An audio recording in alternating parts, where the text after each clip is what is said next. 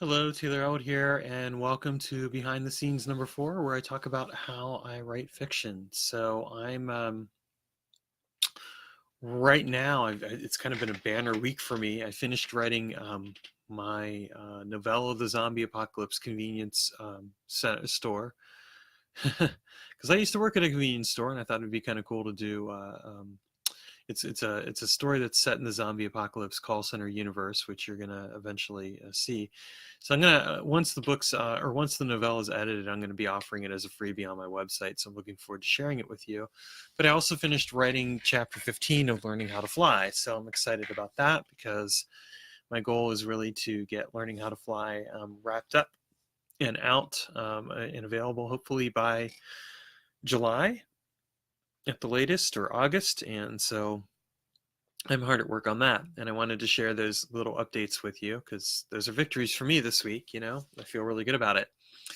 And I wanted to talk a bit about how I write fiction because I also write nonfiction, and how I write fiction and nonfiction is actually different. With nonfiction, I need a concentrated block of time to write nonfiction. I was thinking about this today, actually, because of how I write fiction versus nonfiction. I need a concentrated block of time where I'm not interrupted. Um, and the reason for that is because with nonfiction, I'm usually wrestling with a lot of complicated ideas and concepts and trying to explain them to somebody and bring them to a level where that's understandable for the person who's going to be picking up that nonfiction book.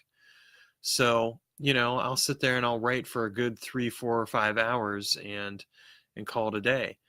With fiction, it's a bit different. One of the things I love about writing fiction is that I can write fiction and have intermittent breaks in between. I don't have to just sit there and write. I can actually take breaks, and in fact, I kind of need to. And the reason for that is because with fiction, I'm writing this story, this narrative, and I'm journeying with these characters.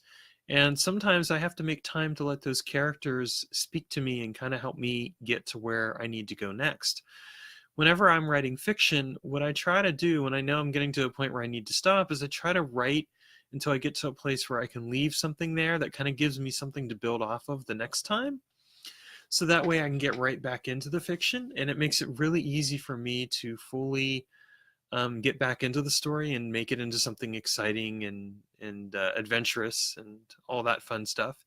So that's kind of how I approach my fiction. I'll write it in little sections, and when I stop at a section, I leave it where there's enough of a cliffhanger that it basically prompts me to continue that writing. And at the same time, it gives me a chance to think about that cliffhanger and how I want to try and resolve it, as well as where I want to take the characters, or where the characters want me to take them.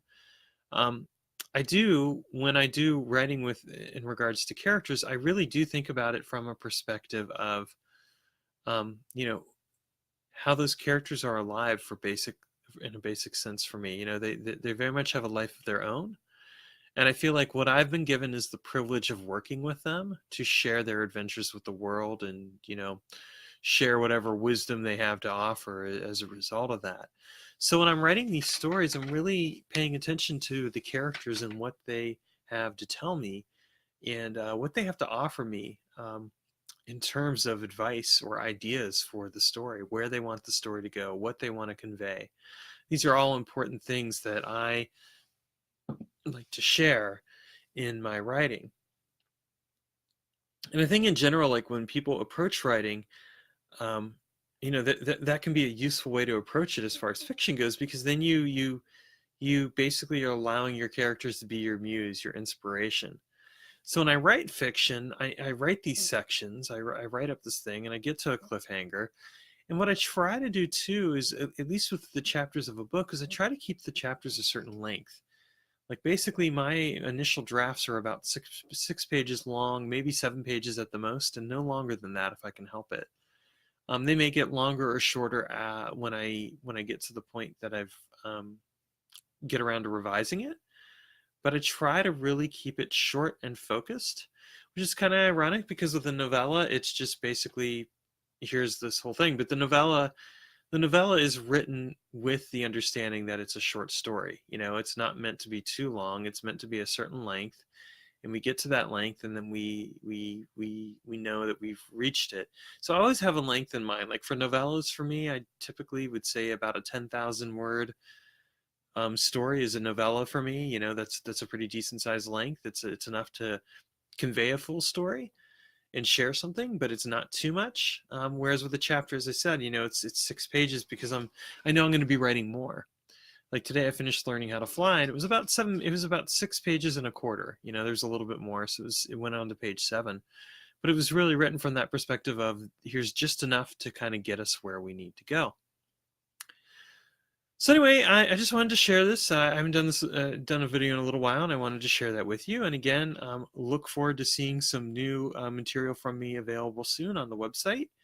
And my first, you know, actual book, fiction book, it will be out this summer, I promise. All right, take care, and talk to you soon.